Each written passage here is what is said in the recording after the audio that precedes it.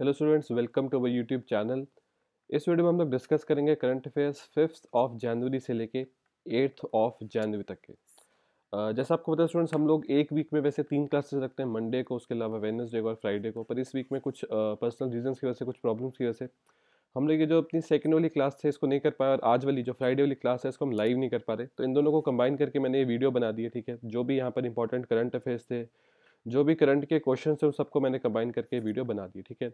Next week से जो हमारा शेड्यूल है करंट अफेयर्स का, वो थोड़ा सा चेंज होगा। तो नेक्स्ट वीक में जो भी फर्स्ट क्लास होगी, उसके बाद मैं आपको जो अगले वीक से हमारा शेड्यूल होगा वो भी बता दूंगा, ठीक है। नेक्स्ट वीक से हम कोशिश करेंगे एक वीक में 3 की जगह एक वीक में हम 2 क्लासेस रखें, और उनके जो डेज होंगे, अभी फाइनल तो नहीं पर होगा, वो डेज होंगे ट्यूसडे और थर्सडे, ठीक है। तो ये थोड़ा सा चेंजेस है स्टूडेंट्स, ठीक है। शुरू करते हैं इस क्लास को। सबसे पहले देख लेते हैं क्लास में हम आज पढ़ेंगे क्या क्या। तो आज के जो इंपॉर्टेंट टॉपिक्स हैं उनको देख लेते हैं। आज हम डिस्कस करेंगे इंटरनेशनल कैटेगरी की एक न्यूज़ जो सऊदी अरेबिया और कतर से रिलेट करती है। इन कंट्रीज ने 3 साल के बाद अपने रिलेशन को नॉर्मलाइज किया है। अब इसका क्या इम्पैक्ट पड़ेगा पूरी दुनिया पर, क्या इम्पैक्ट पड़ेगा इंडिया पे, इन सबको डिस्कस करेंगे। और उसके बाद डिस्कस करेंगे जीसीसी क्या होता है, ठीक है, गल्फ काउंसिल, ये सब क्या होता है। नेक्स्ट सेकंड न्यूज़ हम डिस्कस करेंगे report on climate of India during 2020। इस रिपोर्ट को रिलीज़ किया है आईएमडी ने। तो ये समझेंगे ये रिपोर्ट में इंडिया के जो इन्वायरमेंट है, जो हमारा क्लाइमेट है, क्लाइमेट चेंज के बारे में क्या क्या चीज़ें बताई गई हैं। जो साल था 2020 का, अब 2020 में वैसे तो बहुत लंबे टाइम तक लॉकडाउन था, तो क्या उसका हमको कुछ फ़ायदा मिला, कुछ नुकसान हुआ, ये सब चीज़ें डिस्कस करेंगे।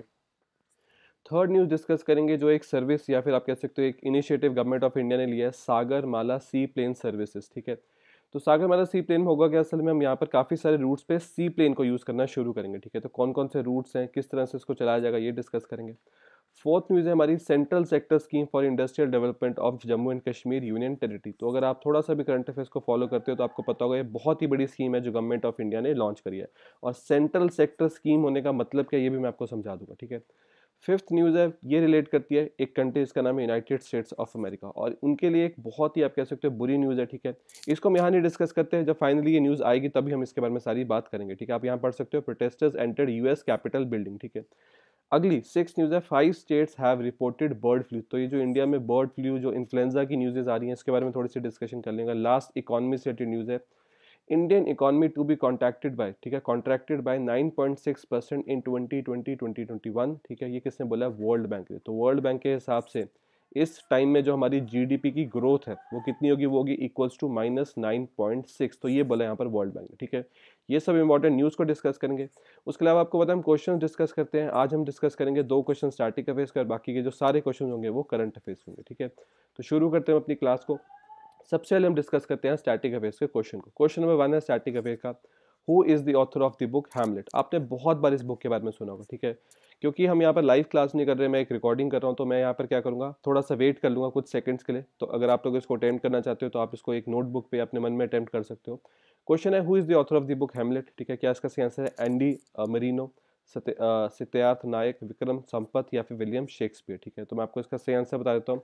जो हैमलेट एक बहुत ही फेमस बुक है, असल में जो इसके ऑथर है उनका नाम क्या, उनका नाम है बहुत ही ग्रेट ऑथर विलियम शेक्सपियर, ठीक है। तो ऑप्शन नंबर डी इसका सही आंसर है। नेक्स्ट सेकंड क्वेश्चन इसको डिस्कस कर लेते हैं फिर से, स्टैटिक अफेयर्स कैटेगरी का क्वेश्चन है, where is the headquarters of the World Tourism Organisation, जिसको बोलते हैं UNWTO, ठीक है। अगर आप अकेला WTO लिखोगे तो पहले आप अगर सर्च करोगे WTO से तो वर्ल्ड ट्रेड ऑर्गेनाइजेशन आ जाएगा, इसलिए इसको बोलते हैं United Nation World Tourism Organization. तो United Nation World Tourism Organization के हेडक्वार्टर्स कहाँ पर है, क्या इसके हेडक्वार्टर्स है, जकार्ता इंडोनेशिया में, क्यूबेक कनाडा में, जिनेवा स्विट्जरलैंड में, या फिर मैड्रिड स्पेन में। तो ये आपके 4 ऑप्शन आपको बताना है, इनमें से कहाँ पर हेडक्वार्टर्स मिलेंगे आपको United Nation World Trade Organisation के, ठीक है।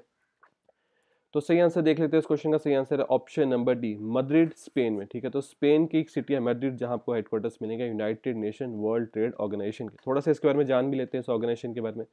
तो वर्ल्ड, सॉरी ट्रेड नहीं, मैंने पिछली लाइन में गलत बोल दिया, ट्रेड नहीं टूरिज्म, तो वर्ल्ड टूरिज्म ऑर्गेनाइजेशन, ठीक है। जैसे आपको नाम से पता लग रहा है इसका मोटिव क्या है, पूरी दुनिया में टूरिज्म के ऊपर फोकस करना, ठीक है। इंडिया भी बहुत कोशिश कर रहा है कि इंडिया में जो टूरिज्म का सेक्टर है वो ज़्यादा से ज़्यादा ग्रो कर सके, तो वर्ल्ड टूरिज्म ऑर्गेनाइजेशन के साथ इंडिया काफ़ी सारी अपनी इंटरेक्शन रखता है। हेडक्वार्टर्स आपको मिलेंगे मैड्रिड स्पेन में, इसको बनाया गया था 1974 1 नवंबर को, ठीक है। हेड के नाम याद करना इतना इंपॉर्टेंट नहीं है, ठीक है। बाकी आपको यहाँ पर सिर्फ ये पता होना चाहिए हेडक्वार्टर्स कहाँ है और इसको बनाया कब गया था, ठीक है। क्योंकि यहाँ पर UN आता है तो मतलब ये भी यूनाइटेड नेशंस के साथ मिलकर काम करते हैं। ठीक है स्टूडेंट, चलते हैं अपनी फर्स्ट न्यूज़ पे इसको डिस्कस करते हैं। दो बहुत ही इंपॉर्टेंट कंट्री, इंडिया इन दोनों कंट्रीज़ के साथ बहुत ट्रेड करता है, सऊदी अरेबिया और उसके अलावा कतर। तो सऊदी अरेबिया और कतर में पिछले 3 साल से इनके रिलेशंस काफ़ी ख़राब चल रहे थे। अब फाइनली इन्होंने इन रिलेशंस को नॉर्मलाइज़ कर लिया, ठीक है। और ये जो डील है दोनों कंट्रीज़ की, इसको ब्रोकर किसने किया, मतलब किसने इस डील को सँभाला है? इस डील को सँभाला है यूएसए ने। तो यूएसए ने पिछले कुछ टाइम में ये जो गल्फ रीजन है, ठीक है, मैं आपको मैप पे भी दिखाऊंगा, इस गल्फ रीजन में बहुत सारी डील्स करवाई हैं, चाहे इसराइल और गल्फ कंट्रीज के बीच में हो, ठीक है, चाहे सऊदी अरेबिया और कतर के बीच में हो। तो न्यूज़ को समझ लेते हैं। Saudi Arabia and Qatar restored ties, मतलब अपने टाइज को इन्होंने रिस्टोर कर लिया, फिर से अपने टाइज यहाँ पर शुरू कर दिए। एंडिंग अ 3 ईयर मिडल ईस्ट क्राइसिस, तो 3 साल से क्राइसिस चल रहा था जिसको अब यहाँ पर खत्म कर लिया। और एंड में हम समझेंगे कि इसका इम्पैक्ट इंडिया पे क्या होगा, क्या हमारा ट्रेड बढ़ेगा, कम होगा, ये सब चीज़ों को भी यहाँ पर समझ लेंगे, ठीक है। तो सबसे पहले अगर आप मिडिल ईस्ट देखो तो मिडिल ईस्ट में एक ग्रुप है, ठीक है, जिसको बोलते हैं जीसीसी, गल्फ कॉपरेशन काउंसिल। इसकी टोटल मेंबर है 6 कंट्री। सबसे बड़ी कंट्री है सऊदी अरेबिया, उसकी कैपिटल है रियाद। फिर यहाँ पर आएगा कुवैत, उसकी कैपिटल है कुवैत। फिर आता है यहाँ पर बहरीन, उसकी कैपिटल है मनामा। फिर आता है कतर, उसकी कैपिटल है दोहा। उसके बाद आता है यूएई, उसकी कैपिटल है अबू धाबी, ठीक है। उसके अलावा आता है यहाँ पर ओमान, उसकी कैपिटल है मस्कट, ठीक है। तो ये वो 6 कंट्रीज है जो कि यहाँ पर मेंबर है गल्फ कॉपरेशन काउंसिल की, ठीक है। ये जो इसके बारे में और स्टैटिक इन्फॉर्मेशन है वो आगे हम डिस्कस जरूर करेंगे जीसीसी के बारे में, ठीक है। तो जीसीसी की 2 मेंबर कंट्रीज थी, सऊदी अरेबिया और कतर, ठीक है। और सऊदी अरेबिया आप देख भी सकते हो बाय लैंड सबसे बड़ी कंट्री है जीसीसी की। तो सऊदी अरेबिया और कतर के बीच में जो रिलेशन थे, कतर आपको यहाँ पर मिलेगा, ये काफ़ी खराब चल रहे थे 3 सालों से।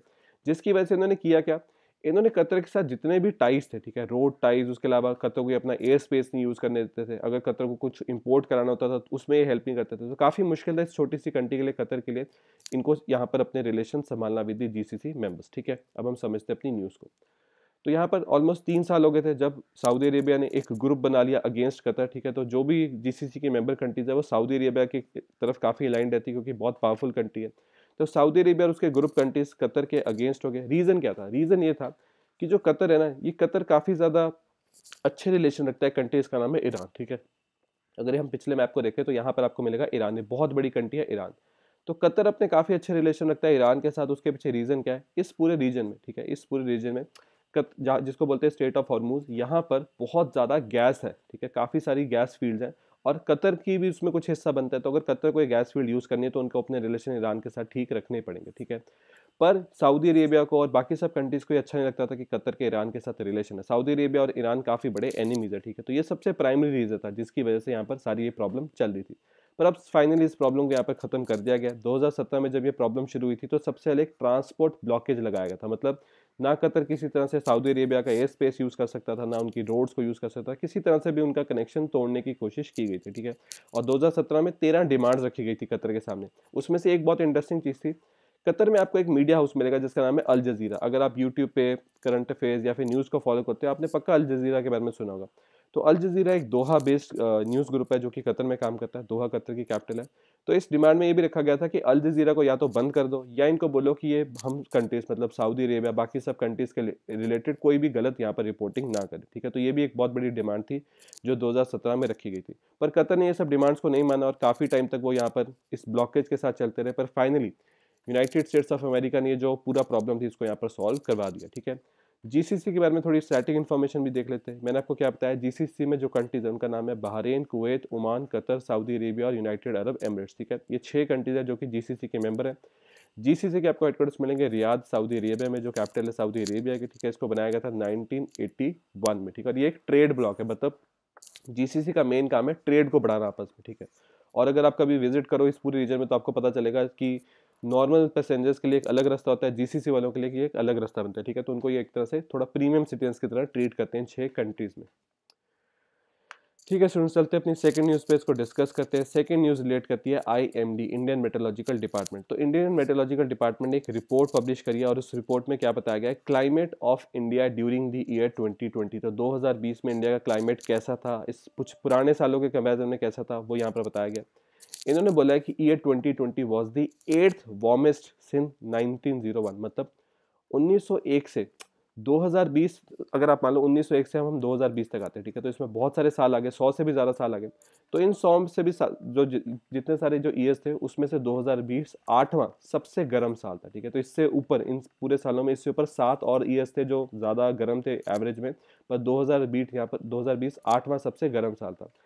आप ये भी सोच सकते हो कि यहाँ पर 1901 क्यों लिखा हुआ है, क्योंकि असल में 1901 से ही आईएमडी ने इंडिया के लिए जो डाटा था उसको कलेक्ट करना, उसको सेव करना शुरू किया था। उससे पहले का जो डाटा है वो उनके पास अवेलेबल नहीं है, ठीक है। तो काफ़ी सारी चीज़ें हमारे पास यहाँ समझने के लिए कि 2020 में ऐसा क्या हुआ। वहाँ तो वैसे इतना बड़ा लॉकडाउन चल रहा था, फिर भी ये जो हीट थी, ये जो वार्मिंग थी, ये कहाँ से आ गई और आईएमडी असल में है क्या, ठीक है। इन सब चीज़ों को समझ लेते हैं। तो सबसे पहले हम शुरू करते हैं, बहुत ही अच्छे से यहाँ समझाया गया इंडियन मेट्रोलॉजिकल डिपार्टमेंट के बारे में। तो इंडियन मेट्रोलॉजिकल डिपार्टमेंट एक एजेंसी है जो कि काम करती है मिनिस्ट्री ऑफ अर्थ साइंसेज के अंदर, ठीक है। तो मिनिस्ट्री ऑफ अर्थ साइंसेज के अंदर ये लोग काम करते हैं। इनको बनाया गया था 1875 में। कई बार क्वेश्चन पूछा गया related to Indian Metrological Department, कब सेटअप किया गया था। तो 1875 में इसको बनाया गया था, मतलब ब्रिटिशर्स ने इसको सेटअप कर दिया था। आपको इसके हेडक्वार्टर्स मिलेंगे न्यू दिल्ली में। और यहाँ पर काफ़ी इंटरेस्टिंगली बताया गया कि जो इंडियन मेट्रोलॉजिकल डिपार्टमेंट है, ठीक है, वो कौन कौन सी सैटेलाइट्स को यूज़ करता है। जैसे इनसेट 3D, कल्पना बान, इनसेट 3 है, ये सब सैटेलाइट्स के थ्रू आईएमडी अपनी सारी यहाँ पर वेदर फोरकास्टिंग और सब कुछ यहाँ काम कर पाता है, ठीक है। चलते हैं वापस अपने करंट अफेयर। तो लास्ट ईयर मतलब 2020, अब तो 2021 में हम आ गए, तो 2020 8वां सबसे गर्म साल था। तो 1901 से अगर देखा जाए तो कुछ साल ठंडे थे, कुछ गर्म थे। तो गर्म वाली लिस्ट में 8वां सबसे गर्म साल था 2020। और ये क्यों एक बहुत ही अलार्मिंग सिचुएशन है, क्योंकि 2020 में मेजॉरिटी प्लैनेट अर्थ यहाँ पर लॉकडाउन में चली गई थी। फिर भी यहाँ पर इतना ज़्यादा वार्म हो गया, इसका मतलब कि हमने मतलब ह्यूमंस ने जितना क्लाइमेट को, जितना इन्वायरमेंट को डैमेज कर दिया, अब वो शायद वापस से ठीक होना बहुत ही ज़्यादा मुश्किल हो जाएगा, ठीक है। तो यहाँ पर बताया गया कि annual mean land surface air temperature, ठीक है, यही वो असल में टेम्परेचर है जिसके थ्रू आपको पता लगता है कि क्या हीट बढ़ रही है, क्या ग्लोबल वार्मिंग बढ़ रही है, कम हो रही है। तो annual mean land surface air temperature की जो एवरेज थी 2020 में, वो बाकी सालों के मुकाबले, ठीक है, पुराने सालों के मुकाबले प्लस 0.29 डिग्री सेल्सियस ज़्यादा थी। आपको ऐसा लगेगा कि 0.29 डिग्री सेल्सियस असल में कुछ भी नहीं होता, पर आप ऐसा सोचो कि अगर एक साल में इतना ज़्यादा फर्क पड़ रहा है, ठीक है, तो कैसे हम किस तरफ जा रहे हैं, ठीक है, जो अर्थ का टेम्परेचर आने वाले टाइम में कितना ज़्यादा बढ़ सकता है। यहाँ पर एक और बहुत शॉकिंग चीज़ बताएगी कि 2020 में एक फिनोमिना हुआ था, इसको बोलते हैं ला लीना। ला लीना क्या होता है, ये एक कूलिंग इफेक्ट देता है काफ़ी सारी कंट्रीज़ को। मैं आपको एक मैप के थ्रू समझाता हूँ ला लीना होता है क्या। तो ला लीना से होता क्या है कि ये जो एरिया होता है पैसिफिक ओशन का, यहाँ पर जो हवा होती है वो काफ़ी ज़्यादा कूल हो जाती है, और उसके बाद जब ये हवा वापस आती है इस रीजन की तरफ को, एशिया की तरफ को, तो यहाँ पर थोड़ा सा टेम्परेचर गिरा देती है, ठीक है, मतलब थोड़ा एक तरह से आप कह सकते हो ठंडी हवाएं चलती है इस तरफ ला लीना के अंदर। पर यहाँ पर क्या बताया गया, यहाँ पर ये बताया गया कि ला लीना के कूलिंग इफेक्ट के बावजूद जो टेम्परेचर था वो यहाँ पर बढ़ गया 2020 में, ठीक है। ये सब चीज़ें भी काफ़ी ज़्यादा शॉकिंग है पूरी प्लानट अर्थ के लिए। फिर यहाँ पर ये बताया गया आईएमडी की रिपोर्ट में कि 15 जो सबसे गर्म साल है, ठीक है, 1901 से लेकर 2020 के बीच में जो 15 सबसे गर्म साल है, उसमें से 12 तो सिर्फ इसी पीरियड के बीच में आ गए, 2006 से 2020 तक। तो ये क्लियर वार्निंग है, क्लियरली पता लग रहा है कि जैसे जैसे हम टाइम में आगे बढ़ रहे हैं, जैसे जैसे हम अपने नेचुरल रिसोर्सेज को बहुत तेज़ी से यूज़ कर रहे हैं, पेट्रोल डीजल कोल को जला रहे हैं, उसका इम्पैक्ट प्लानट अर्थ पे बहुत बुरा हो रहा है, ठीक है। उसके अलावा यहाँ पर बताया गया कि जो डिकेड हमने अभी रिसेंटली खत्म करी 2011 से 2020 वाली, अब हम एंटर कर चुके हैं 2021 से 2030 वाली में, ठीक है। तो ये जो हमने डिकेड अभी खत्म करी, ये सबसे वार्मेस्ट डिकेड थी on record of planet earth, ठीक है। तो ये सब जो चीज़ें थी बहुत ही ज़्यादा शॉकिंग चीज़ें थी कि कैसे जो प्लैनेट अर्थ का जो मीन टेम्परेचर है, जो हमारा एयर टेम्परेचर है, हर एक टेम्परेचर यहाँ पर बढ़ रहा है, ठीक है। ठीक है स्टूडेंट, चलते हैं हम अपने करंट अफेयर्स कैटेगरी के क्वेश्चंस पे। तो क्वेश्चन नंबर 3 है, from which of the following India launch the 40th scientific expedition to Antarctica with 43 members on board. दिए गए ऑप्शन में से कहाँ से हमने अपना 40वां साइंटिफिक एक्सपीडिशन लॉन्च किया है, कहाँ की तरफ, एंटार्क्टिका की तरफ। एंटार्क्टिका क्या है, मैं आपको एक मैप पे दिखाता हूँ, आपको पता होना चाहिए अर्थ का एक कॉन्टिनेंट है। तो एंटार्क्टिका की तरफ एक मिशन को लॉन्च किया, ये मिशन एक शिप में जा रहा है, ठीक है। इसमें 43 मेंबर्स हैं, इसमें से कुछ साइंटिस्ट होंगे, कुछ क्रू होंगे। तो आपको बताना है मिशन को असल में लॉन्च कहाँ से किया गया, वेस्ट बंगाल, तमिलनाडु, गोवा या केरला। मैं आपको इसका सही आंसर बताता हूँ। इस क्वेश्चन का सही आंसर ऑप्शन नंबर सी, तो गोवा से लॉन्च किया गया था 40th scientific expedition to Antarctica. तो ये इंडिया का एक्सपीडिशन है, ठीक है। अगर आप यहाँ पर पिक्चर देख सको तो यहाँ पर एक इवेंट हो रहा है, यहाँ पर आपको इंडियन ऑयल का लोगो इसलिए मिलेगा क्योंकि ये जो पूरा मिशन है उसको स्पॉन्सर मतलब जो उसके लिए फ्यूल लगेगा वो सारा इंडियन ऑयल यहाँ पर देगा, ठीक है। तो जल्दी से देख लेते हैं एंटार्क्टिका आपको कहाँ पर मिलेगा। तो अगर आप प्लैनेट अर्थ के साउथ पोल, मतलब प्लैनेट अर्थ को अगर आप नीचे से देखो, तो ये जो इतना बड़ा कॉन्टिनेंट है इसको बोलते हैं एंटार्क्टिका, ठीक है। ये यहाँ पर नॉर्मल ह्यूमन बींग्स मतलब नहीं रह सकते, नॉर्मली यहाँ पर कोई नहीं रह सकता, ना यहाँ पर वेजिटेशन है, बहुत ज़्यादा हार्श एनवायरनमेंट है। पर दुनिया भर के रिसर्च सेंटर्स आपको मिलेंगे एंटार्क्टिका में, ठीक है। इंडिया के भी यहाँ पर 3 रिसर्च सेंटर, उनमें से 2 अभी काम कर रहे हैं, ठीक है। तो यहाँ के लिए 40th जो एक्सपीडिशन है उसको इंडिया ने लॉन्च कर दिया। तो अगर आपको यहाँ पर समझना पड़े कि इंडिया आपको मिलेगा कहाँ, तो अगर ये हो गया साउथ अमेरिका, ये हो गया अफ्रीका और ये हो गया ऑस्ट्रेलिया, तो यहाँ कहीं जो भी दिख नहीं रहा, यहाँ कहीं आपको मिलेगा इंडिया, ठीक है। तो यहाँ से मिशन आएगा एंटार्क्टिका की तरफ, ठीक है स्टूडेंट्स, फोर्थ क्वेश्चन फिर से करंट अफेयर्स कैटेगरी का क्वेश्चन है। बाई 2021 इंडियाज फूड रेगुलेटर, जिसका नाम है food safety and standard authority of India FSSAI, has plan to reduce the level of trans fat in food items from the prescription limit of 5% to what. मतलब 2021 में जो India का food regulator, और ये food regulator मतलब जो packed food regulator, आप ये सब जो चीज़ें खाने जाते हैं इन सबको अप्रूवल देता है FSSAI। तो FSSAI ने क्या बोला, अब तक हमारी कंट्री में जो भी पैक्ड फूड था उसमें 5% तक ट्रांस फैट अलाउड होता था। ठीक है, ट्रांस फैट एक ऐसी चीज़ है जो आपकी बॉडी के लिए काफ़ी ज़्यादा खराब है, पर उसके कुछ रीज़न है, उसको इन सब चीज़ों में डालना होता है। ठीक है, तो 5% तक अलाउड होता था अब तक इन सब पैक्ड फूड में, पर अब इसको गिरा के कितना कर दिया जाएगा 2021 में? क्या इसको 5 से ले आएंगे 1% पे, 3% पे, 2% पे, या फिर 4% पे? ठीक है, तो आपको बताना है इस क्वेश्चन का सही आंसर क्या है। मैं आपको बताता हूँ इस क्वेश्चन का सही आंसर है ऑप्शन नंबर बी। तो 5 से अब इसको लेके आ जाएगा 3% में, और उसके बाद टारगेट है 3 से इसको आगे जाके 2% या फिर 1.5% तक लेके आ जा सके। तो इसका डायरेक्ट रिजल्ट आपको क्या दिखेगा कि जो इंडियंस की हेल्थ है वो आने वाले टाइम में थोड़ी थोड़ी इंप्रूव होनी शुरू हो जाएगी। ठीक है, एकदम से बहुत बड़ा इफेक्ट नहीं मिलेगा, पर हाँ कुछ हद तक यहाँ पर इफेक्ट जरूर पड़ेगा। ठीक है, ठीक है स्टूडेंट, चलते हैं अपनी थर्ड न्यूज़ पे, इसको डिस्कस करते हैं। थर्ड न्यूज़ क्या है, central government started the Sagarmala sea plane service. ठीक है, अगर आपको याद हो हमारी कंट्री के प्राइम मिनिस्टर ने पिछले साल गुजरात में जो स्टैच्यू ऑफ यूनिटी उसके पास में ये जो सी प्लेन सर्विस थी, ठीक है, इसको यहाँ पर इनॉग्रेट किया था। तो वो सिर्फ तब तक मतलब एक हुई थी इनॉग्रेट, वैसे हमारी कंट्री में और भी काफ़ी जगह सी प्लेन काम करता है, पर इतना ज़्यादा आप कह सकते हो फेमस नहीं है, फिर इतने बड़े स्केल पर हम इसको यूज़ नहीं करते। पर ये जो सागरमाला सी प्लेन सर्विस है, इसके थ्रू इंडिया का क्या टारगेट है, हम चाहते हैं कि इंडिया में मल्टीपल लोकेशन पे इस तरह के जो सी प्लेन है उसको यूज़ किया जाए, टूरिज्म के लिए, ट्रांसपोर्ट के लिए, काफ़ी सारी चीज़ों के लिए यहाँ पर इसको यूज़ किया जा सके। ठीक है, तो union ministry of ports shipping and waterways, उन्होंने रिसेंटली यहाँ पर ऑपरेशन स्टार्ट किए हैं सी प्लेन सर्विसेज के काफ़ी सारे रूट्स पे। अभी ये जो रूट्स है ये मैं आपको एक मैप के थ्रू दिखाऊंगा। ठीक है, अब देखो अगर ये सी प्लेन्स को चलाना है तो गवर्नमेंट खुद के सी प्लेन्स खरीदेगी, उनको चलाएगी, वो काफ़ी ज़्यादा कॉस्टली पड़ेगा। तो गवर्नमेंट यहाँ पर क्या करेगी, जो हमारी कंट्री की सिविल एविएशन की कंपनी है, जैसे अगर आप ये पिछली इमेज भी देखो तो यहाँ पर जो सी प्लेन है वो स्पाइस जेट चला रही है। ठीक है, जो कि एक प्राइवेट कंपनी है। तो गवर्नमेंट बस ये करना चाहती है कि यहाँ पर भी ये जो बहुत सारे सी प्लेन चलाए जाएंगे वो एक तरह से प्राइवेट पार्टनरशिप में चले। ठीक है, किसी तरह से प्राइवेट कंपनी ये सी प्लेन्स को खरीदें और उनको यहाँ रूट दिया जाए।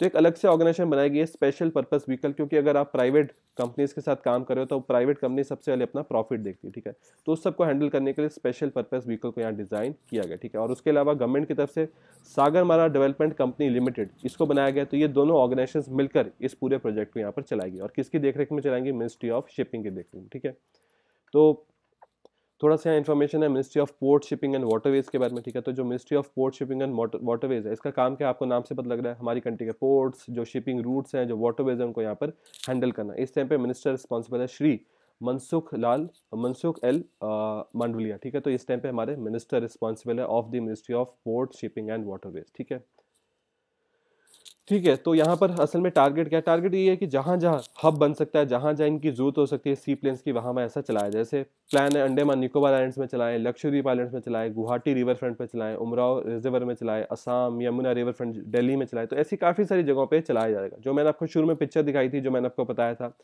कि प्राइम मिनिस्टर ने पिछले साल इनॉग्रेट किया था, वो किया था केवड़िया और साबरमती रिवर फ्रंट, जो कि है अहमदाबाद में। तो केवड़िया से साबरमती रिवर फ्रंट और साबरमती रिवर फ्रंट से केवड़िया। केवड़िया के वहाँ पर जाता क्यों, क्योंकि उसके बिल्कुल साथ में आपको मिलेगा स्टैचू ऑफ यूनिटी। ठीक है, तो ये जो सर्विस है इसका मेन मोटिव है कि अहमदाबाद से लोगों को स्टैचू ऑफ यूनिटी लेकर जाना। कब इनॉग्रेट किया गया था इसको, 31 अक्टूबर 2020 को, क्योंकि 31 अक्टूबर को हमारी कंट्री में होता है National Unity Day on the birth anniversary of Sardar Vallabh Bhai Patel. ठीक है, तो ये वो मैप है जिसको तो आप देख सकते हो कि क्या प्रपोज किया गया, कहाँ कहाँ आने वाले टाइम में आपको सी प्लेन सर्विसेज देख सकती है। तो ऑलमोस्ट पूरे इंडिया में, ठीक है, जहाँ पर भी किसी तरह का एक वाटर रिसोर्स है बड़े स्केल पे, वहाँ पर इसको यूज़ किया जाएगा। ठीक है, तो आप देखो Jammu and Kashmir union territory, उसके अलावा पंजाब में यहाँ पर चंडीगढ़ की बात की जा रही है। ठीक है, उसके अलावा महाराष्ट्र, गुजरात, ऑलमोस्ट हर एक जगह पे, यूपी, अयोध्या, दिल्ली, हर जगह कोशिश की जाएगी कि सी प्लेन सर्विस को टूरिज्म के लिए भी यूज़ किया जाए और ट्रांसपोर्टेशन के लिए भी यहाँ पर यूज़ किया जा सके।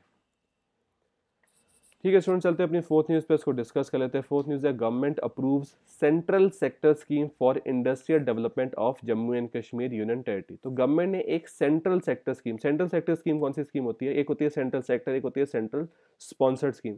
तो सेंट्रल सेक्टर स्कीम में जो कॉस्ट आती है, जो पैसा लगता है, वो भी सेंट्रल गवर्नमेंट देती है, और उसकी इंप्लीमेंटेशन मतलब उसको किस तरह से चलाया जाएगा वो भी यहाँ पर सेंट्रल गवर्नमेंट ही डिसाइड करती है। ठीक है, तो एक सेंट्रल सेक्टर स्कीम को लेके आ गया Jammu and Kashmir union territory के लिए, ताकि वहाँ पर इंडस्ट्रियल डेवलपमेंट किया जा सके। ठीक है, तो हमसे यहाँ पर समझ लेंगे स्कीम क्या है, किस तरह से स्कीम हेल्प करेगी यहाँ पर इस पूरी यूनियन टेरिटरी को। और स्कीम को अनाउंस किसने किया था?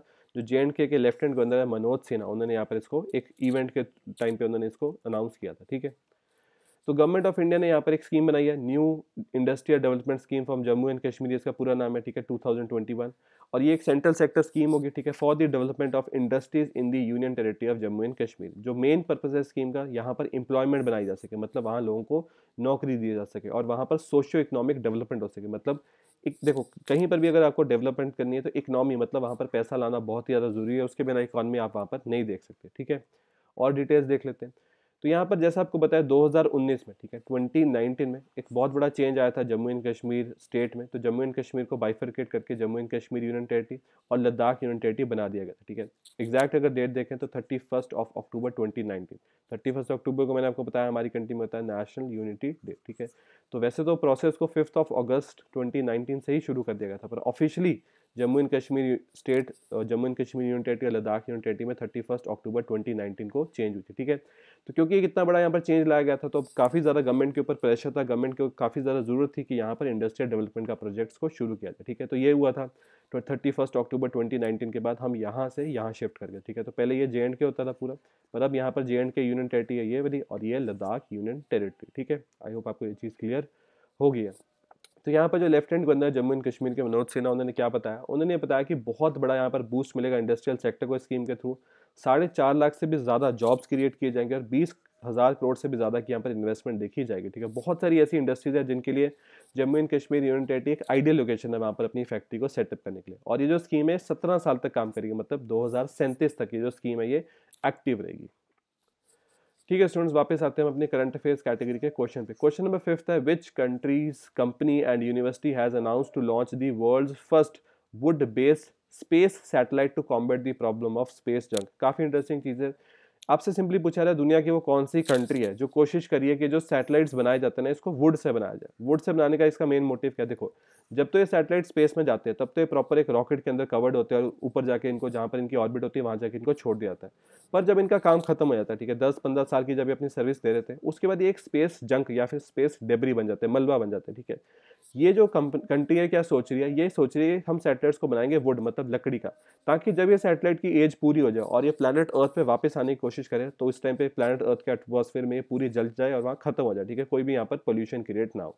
तो क्या ऐसा प्रोजेक्ट है USA का, जापान का, चाइना का या फिर रशिया का? इस क्वेश्चन का सही आंसर देख लेते हैं। इस क्वेश्चन का सही आंसर ऑप्शन नंबर बी।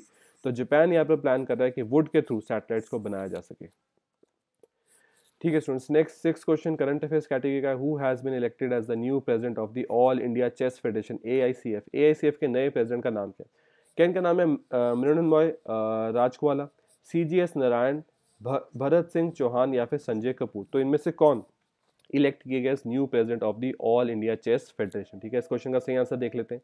इस क्वेश्चन का सही आंसर है ऑप्शन नंबर डी। तो संजय कपूर को यहाँ पर अपॉइंट किया गया, ऑनलाइन पोलिंग की गई थी जहां पर उनको अपॉइंट कर दिया गया as the new president of All India Chess Federation, ठीक है। स्टूडेंट, चलते हैं अपनी 5th न्यूज़ पे। ये न्यूज़ की मैं आपसे बात कर रहा था कि बहुत ही शेमफुल चीज़ है। दुनिया की सबसे पावरफुल कंट्री ये लोग अपने आप को क्लेम करते हैं, USA। ये लोग बोलते हैं दुनिया का सबसे पुराना डेमोक्रेसी है, लोग दुनिया का सबसे पुराना कॉन्स्टिट्यूशन है इनके पास। पर इन्होंने जो इनकी कंट्री में अभी हुआ, ये बहुत ही एक शेमफुल इवेंट है। हुआ क्या यहाँ पर, जो US के इस टाइम पे प्रेसिडेंट है डोनाल्ड ट्रंप, उनके सपोर्टर्स एक रैली निकाल रहे थे वॉशिंगटन DC में, जो कि यूनाइटेड स्टेट्स ऑफ अमेरिका की कैपिटल है।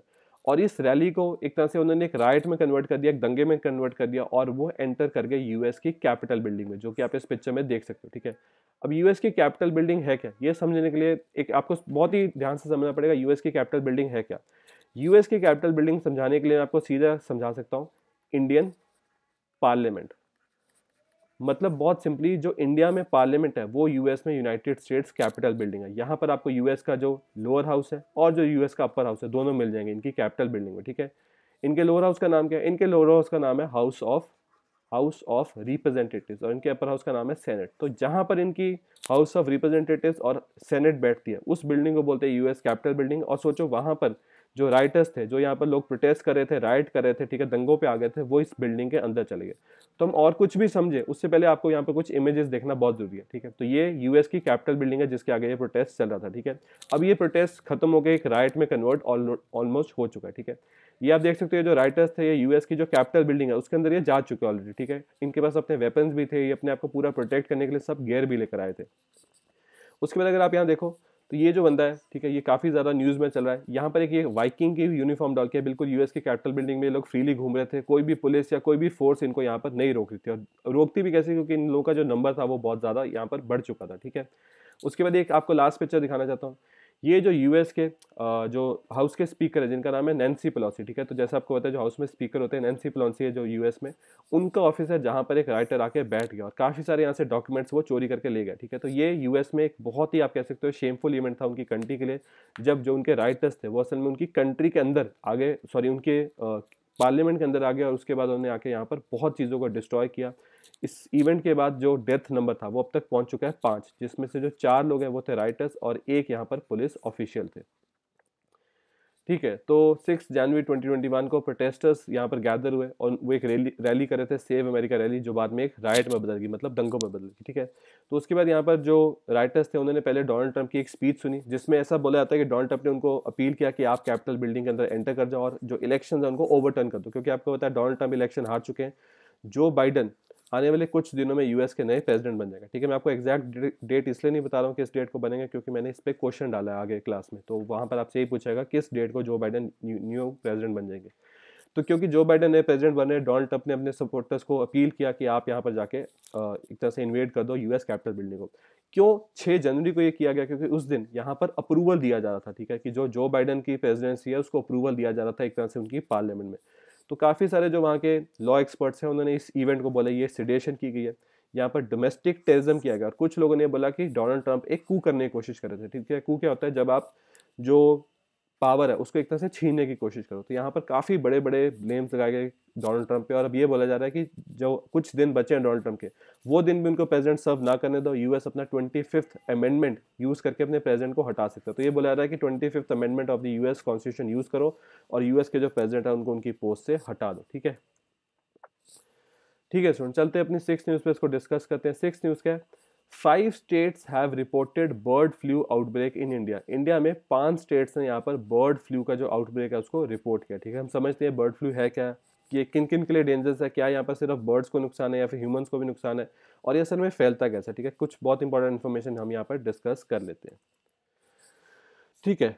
5 स्टेट्स में, इंडिया की ऑलमोस्ट 5 स्टेट्स में ये रिपोर्ट किया गया कि वहाँ पर बर्ड्स में डेथ देखी गई है, ठीक है। आपने सुना होगा कि हरियाणा की काफ़ी सारे पोल्ट्री फार्म्स में इसके बारे में बताया गया। उसके बाद जो हिमाचल प्रदेश है उनका जो पोंग डैम रिजर्वायर है वहाँ इसके बारे में रिपोर्ट किया गया, राजस्थान में रिपोर्ट किया गया। उसके बाद केरला में जो डक्स है उनके बारे में ऐसे काफ़ी सारी रिपोर्ट्स आई। तो इंडिया की बहुत सारी ऐसी स्टेट्स में मल्टीपल इशू बनने शुरू हो गए कि वहाँ पर जो बर्ड्स हैं उनकी डेथ हो रही, ठीक है। उसके बाद यहाँ पर पूरा जो काम था सेंट्रल गवर्नमेंट ने शुरू कर दिया। जो डेथ का नंबर था ये तो पुराना नंबर है, अब ये नंबर जो है लैक्स में पहुंच चुका है, ठीक है। बर्ड्स का मतलब सिर्फ ये नहीं कोई एक कैटेगरी के बर्ड्स, बहुत सारे बर्ड्स, माइग्रेटरी बर्ड्स, उसके अलावा जो डोमेस्टिकेटेड बर्ड होते हैं, काफ़ी सारे बर्ड्स की यहाँ पर डेथ होनी शुरू हो गई थी, ठीक है। तो बर्ड फ्लू असल में होता है कि ये एक हाईली कंटेजियस, मतलब बहुत ज़्यादा तेज़ी से फैलने वाला एक वायरल डिजीज़ है जो कि इन्फ्लुएंजा ए टाइप वायरस की वजह से होता है, ठीक है। और इसका मेनली जो टारगेट होते हैं वो होते हैं पोल्ट्री बर्ड जैसे चिकन्स और टर्की, तो इन्हीं को ज़्यादा ये इंपैक्ट करता है। उसके अलावा जो माइग्रेटरी बर्ड्स होते हैं उनको भी यहाँ कुछ हद तक इंपैक्ट कर पाता है। होता क्या, देखो ये फैलता कैसे। अब आप ऐसे सोचोगे कि कैसे एकदम से जो कहीं पर भी जो पोल्ट्री फार्म है वहाँ पर बहुत सारे चिकन्स की डेथ होनी शुरू होती है। होता क्या है कि जो माइग्रेटरी बर्ड्स हैं, असल में जो माइग्रेटरी बर्ड्स हैं ज़्यादातर वो इसको एक जगह से दूसरी जगह लेकर जाते हैं, और जैसे ही वो किसी भी ऐसे बर्ड के कांटेक्ट में आते हैं जो कि आप कह सकते हो एक पोल्ट्री फार्म का, या फिर अगर वो किसी पोल्ट्री फार्म के आसपास जाते हैं वहाँ जाके वो इसको फैलाना शुरू कर देते हैं। अब जो माइग्रेटरी बर्ड्स है या जो ओपन बर्ड्स है वो तो काफ़ी दूर दूर फ्लाई करते हैं, पर जो एक पोल्ट्री फार्म होता है वहाँ पर बर्ड्स बहुत ज़्यादा क्लोज है, जिस वजह से पोल्ट्री फार्म से जो डेथ टोल होता है वो बहुत ज़्यादा बढ़ जाता है, ठीक है।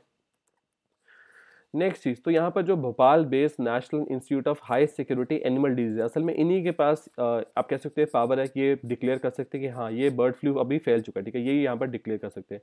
तो इन्होंने अपनी तरफ से इन्होंने कंफर्म कर दिया कि हाँ ये बर्ड फ्लू, और इन्होंने क्या बोला कि जो इन्फ्लुएंजा ए वायरस है उसके इन्होंने 2 तरह के स्ट्रेन्स डिटेक्ट किए। जब हम कोरोना वायरस के बारे में पढ़ते थे तो मैंने आपको बताया था कि एक वायरस का स्ट्रेन क्या होता है और ये बदलता कैसे, ठीक है।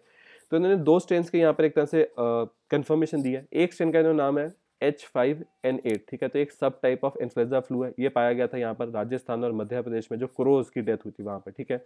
और ये आप कह सकते हो कि इतना ज़्यादा रिस्की नहीं होता, इसका जो रिस्क लेवल है थोड़ा कम होता है, ठीक है। दूसरा जो स्ट्रेन था उसका नाम था H5N1, ये देखा गया था डक्स इन केरला और माइग्रेटरी बर्ड्स जो कि हिमाचल के पोंग डैम में थे। इसको बोला जाता है कि काफ़ी ज़्यादा ये डेंजरस होता है, इसमें जो मोर्टालिटी रेट है वो बहुत ज़्यादा होता है। तो आने वाले टाइम में आप काफ़ी सारी ऐसी न्यूज़ सुनते रहोगे कि काफ़ी जगह पे बर्ड्स की कलिंग की गई। कलिंग का सिंपली मतलब होता है उनको बर्ड्स को मार देना, ठीक है। तो ताकि ये चीज़ ना फैले, काफ़ी जगह पे बर्ड्स की कलिंग की गई। और अब अगर जो लास्ट क्वेश्चन देखा जाए कि क्या ह्यूमंस को यहाँ पर कोई डेंजर होता है, देखो डायरेक्टली तो ये चीज़ ह्यूमंस में नहीं फैलती जो बर्ड फ्लू होता है, क्योंकि पहली बार नहीं आया, काफ़ी बार 2017 में भी आया था, 2010 में भी आया था। तो डायरेक्टली तो ये ह्यूमंस में नहीं फैलता, पर हाँ जो लोग इन बर्ड्स के बिल्कुल ही डायरेक्ट कांटेक्ट में होते हैं, जो कि पोल्ट्री फार्म में होते हैं या फिर कोई ऑफिशियल जो कि इनकी कलिंग करते हैं, उनको यहाँ पर थोड़ा सा डेंजर हो सकता है और उनको यहाँ पर प्रॉपर मेडिसिन दी जाती है, ठीक है। तो आई होप आपको ये चीज़ यहाँ क्लियर हो चुकी है। नेक्स्ट 7th क्वेश्चन है करंट अफेयर्स कैटेगरी। क्वेश्चन पूछा रहा है when will Joe Biden be sworn in as the next US president, ठीक है। तो बहुत सिंपल चीज़ मैंने आपसे पूछी, यूएस के नए प्रेसिडेंट जो बाइडन वो किस दिन अपनी शपथ लेंगे, ठीक है। क्या 15 जनवरी को, 21 जनवरी को, 20 जनवरी को या फिर 29 जनवरी को। इस क्वेश्चन का सही आंसर क्या है? इस क्वेश्चन का सही आंसर है ऑप्शन नंबर सी। तो 20 जनवरी को जो बाइडन बन जाएंगे यूएस के नेक्स्ट प्रेसिडेंट, ठीक है। डोनाल्ड ट्रंप की जो टर्म है वो 4 साल की जो टर्म थी वो खत्म हो जाएगी। अगला क्वेश्चन 8th क्वेश्चन फिर से हमारा करंट अफेयर्स कैटेगरी का क्वेश्चन है justice Hima Kohli has been sworn in as the first women chief justice of which high court. जो जस्टिस हिमा कोहली है उनको स्वॉर्न इन किया गया as first women chief justice of कौन सा high court, which high court? Bombay high court, Madras high court, Allahabad high court या फिर Telangana high court, ठीक है। इस क्वेश्चन का सही आंसर है ऑप्शन नंबर डी। तो तेलंगाना हाई कोर्ट के वो फर्स्ट यहाँ पर वुमेन चीफ जस्टिस बनाए गए, ठीक है। ठीक है, वापस चलते हैं हमारी न्यूज़ पे। तो बस 7th हमारी लास्ट न्यूज़ है इकोनॉमी कैटेगरी की। Indian economy to contract by 9.6% in 2020-21 predicted World Bank, ठीक है। आपको मैंने काफ़ी बार बताया कि जो फाइनेंशियल ईयर होता है उसमें हमको यहाँ 2 साल लिखने पड़ते हैं, क्योंकि फाइनेंशियल ईयर 1 जनवरी को ना स्टार्ट होके, अगर तो 1 जनवरी को स्टार्ट होता, 31 दिसंबर को स्टार्ट होता, तो हम यहाँ 2 साल को लिखते हैं, फिर तो हम 2020 या 2021 लिख देते हैं। पर फाइनेंशियल ईयर स्टार्ट होता है 1 अप्रैल को और खत्म को बताया अगले साल जाके 31 मार्च को। तो इसलिए यहाँ पर फाइनेंशियल ईयर समझाने के लिए 2 सालों को यूज करना पड़ता है। अब यहाँ पर क्या बोला जा रहा है? यहाँ पर ये बोला जा रहा है कि अगर आप 2019 को 2019-20 वाला जो फाइनेंशियल ईयर है, अगर इस वाले को आप कंपेयर करो 2020-21 वाले फाइनेंशियल से, मतलब पिछले साल का जो फाइनेंशियल ईयर उसको कंपेयर करो इस साल वाले से, तो वर्ल्ड बैंक यहाँ पर ये बोल रहा है कि कम से कम इंडिया की जो जीडीपी की ग्रोथ है वो -9.6 होगी, ठीक है। माइनस का मतलब क्या है कि अगर हमने पिछले साल 100 करोड़ का सामान बेचा तो इस साल हमने कुछ 90 करोड़ का ही सामान बेचा, ठीक है। तो हम यहाँ पर कॉन्ट्रैक्ट करेंगे। हर साल हम जो जीडीपी ग्रोथ है वो पॉजिटिव देखते थे, क्योंकि हम 100 करोड़ से मान लो 110 करोड़ पे चले जाते थे, फिर 110 से 120 पे। समझाने के लिए आपको बता रहा हूँ 100 करोड़ असल में बहुत ज़्यादा होता है ऐसे, ठीक है। तो ये यहाँ पर वर्ल्ड बैंक ने प्रिडिक्ट किया। अब हम समझ लेते हैं सब इन्फॉर्मेशन के बारे में। सबसे पहले वर्ल्ड बैंक के बारे में स्टैटिक इन्फॉर्मेशन। वर्ल्ड बैंक के आपको हेडक्वार्टर्स मिलेंगे वाशिंगटन डीसी में, जो कि कैपिटल है यूएसए की।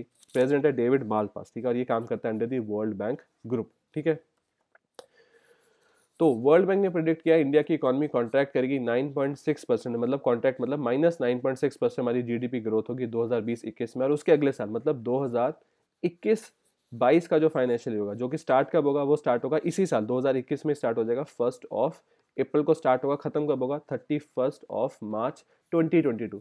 तो वो वाला जो फाइनेंशियल ईयर होगा उसमें हम यहाँ पर रिकवरी में आ जाएंगे, ठीक है। वहाँ पर हमारी जो ग्रोथ है वो पॉजिटिव हो जाएगी। पर अभी उन्होंने बोला कि यहाँ पर हमको -9.6% की यहाँ पर कॉन्ट्रैक्शन देखनी पड़ेगी। रीज़न क्या बताया उन्होंने? बताया sharp decline in house hold spending and private investment, मतलब कि जो कोरोना वायरस की वजह से जो हाउस होल्ड थे उन्होंने परचेज करना बंद कर दिया, जो इन्वेस्टमेंट आई थी वो कम होगी, ठीक है। तो यहाँ पर कोई शॉकिंग बात नहीं है, ये चीज़ हमको साफ साफ पता थी कि हमारी कॉन्ट्रैक्शन होगी पक्का। पर अब कितनी होगी? वर्ल्ड बैंक ने 9.6 बोला है, इंडिया की कुछ ऑर्गेनाइजेशन बोली कि हो सकता है हम 8% से मतलब -8 की कॉन्ट्रैक्शन हो, कुछ बोले शायद -7 तक की हो। तो ये नंबर जितना कम होगा, ठीक है, जितना हम जीरो के पास होंगे उतना हमारे लिए बेटर है, जितना हम जीरो से दूर होंगे उतना ही हमारे लिए खराब है। तो ये सब चीज़ें यहाँ पर बताई गई थी। उसके अलावा यहाँ पर यह बताया गया कि इंडियन इकोनॉमी ने अब तक की अपनी वर्स्ट कॉन्ट्रैक्शन देखी। कॉन्ट्रैक्शन मतलब सबसे बुरी हमारी जो इकोनॉमी थी वो छोटी हुई, ठीक है, कॉन्ट्रैक्ट होगी। ये कब हुआ था? ये हुआ था अप्रैल से जून का जो क्वार्टर है। तो आपको पता होगा एक फाइनेंशियल ईयर को 4 क्वार्टर्स में डिवाइड किया था, ठीक है। तो जैसे आपको बताया 1 अप्रैल को शुरू अगर फाइनेंशियल ईयर, तो अप्रैल मई जून ये होता है फर्स्ट फाइनेंशियल ईयर, जुलाई अगस्त सितंबर सेकंड क्वार्टर, अक्टूबर नवंबर दिसंबर थर्ड क्वार्टर, और उसके अलावा जनवरी फरवरी मार्च, ये हो गया फोर्थ क्वार्टर। तो अभी हम लोग 2020-21 के फोर्थ क्वार्टर में। तो जो यहाँ पर फर्स्ट क्वार्टर था 2020-21 फाइनेंशियल ईयर था, उसमें जो हमारी जीडीपी की कॉन्ट्रैक्शन थी वो थी -23.9%। हमने इसको किससे कंपेयर किया था? हमने इसको कंपेयर किया था पिछले साल के फर्स्ट क्वार्टर से, ठीक है। तो जब पूरे साल को कंपेयर करना होता है वो भी हम पिछले साल से करते हैं, जब एक एक क्वार्टर को कंपेयर करना होता है वो भी पिछले साल के उस पर्टिकुलर क्वार्टर से ही कंपेयर किया जाता है। तो जब हम यहाँ पर फर्स्ट क्वार्टर में थे तब हमारी जो कॉन्ट्रैक्शन थी वो थी -23.9 की। जब हम सेकंड क्वार्टर में आए तब हमारी कॉन्ट्रैक्शन होगी -7.5 की। और अभी तक थर्ड क्वार्टर का रिजल्ट आया नहीं और फोर्थ क्वार्टर में तो अभी हम हैं, मतलब कि हमने बहुत अच्छे से इंप्रूव कर लिया, -23.9 से सीधे -7.5, ठीक है। और हो सकता है कि ये वाला जो क्वार्टर है, अभी वाला क्वार्टर है, इसमें हम पॉजिटिव में भी चले जाएं क्योंकि बहुत बड़ा फेस्टिवल सीजन था। पर ओवरऑल अगर आप ओवरऑल देखो तो हम यहाँ पर इस पूरे साल में नेगेटिव ग्रोथ में ही जाएंगे, ठीक है। ये यहाँ पर बताया गया था। ठीक है स्टूडेंट्स, इसके साथ हमने यहाँ पर जितना भी सिलेबस था करंट अफेयर्स के, जो हमारे न्यूज़ थी और करंट अफेयर्स के जो क्वेश्चन है उन सबको यहाँ कवर कर लिया है। मैंने आपको बताया कि इस वीक में थोड़ा सा मुझे थोड़ी प्रॉब्लम थी जिस वजह से मैं नई क्लासेस ले पाया, ठीक है। तो नेक्स्ट वीक में मैंने आपको बताया कि हम लोग अब 3 से 2 क्लासेस में शिफ्ट करेंगे, ठीक है। तो एक ट्यूसडे हमारी क्लास होगी और एक थर्सडे क्लास होगी। तो ये जो नया शेड्यूल है, इस शेड्यूल के हिसाब से हम नेक्स्ट वीक से अपनी क्लासेस को यहाँ पर चलाएंगे, ठीक है। Thank you for watching this video and have a successful day.